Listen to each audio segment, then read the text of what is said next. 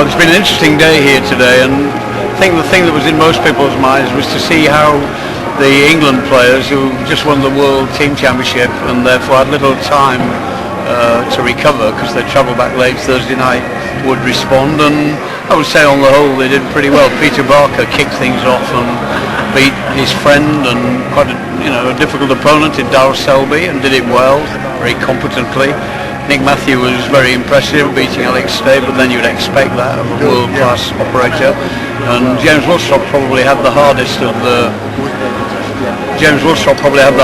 three matches against Davido Bianchetti, who's a very capable player, and he had to struggle and work hard at times, but the quality of the game was pretty good. So all three got through unscathed, and I suppose mention should be made of Chris Ryder, who beat Alex Goff.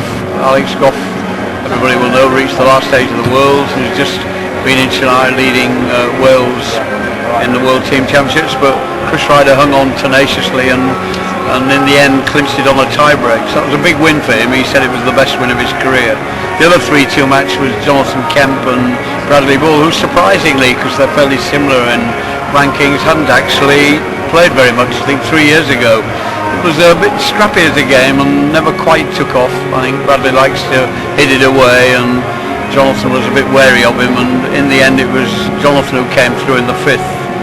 John White was impressive against Jan Kukel, as you'd expect, and Renan Levine had little trouble with Scott Handley, who'd had 2 5-setters in the qualifier. And the last match on was Shahir Razik, who was a very wily, experienced player who knew too much for Chris Simpson. So we've got a quarter-final lineup of Willstrop, Levine, Barker, Ryder, and in the bottom half Kemp, Matthew, and White, Razik. And I'm sure they're going to produce some good matches, but you can certainly look to the semi-finals when there are going to be some couple of outstanding games, I would guess. So that's it from the EIS in Sheffield. It's been a thoroughly entertaining day, and hope to speak to you tomorrow.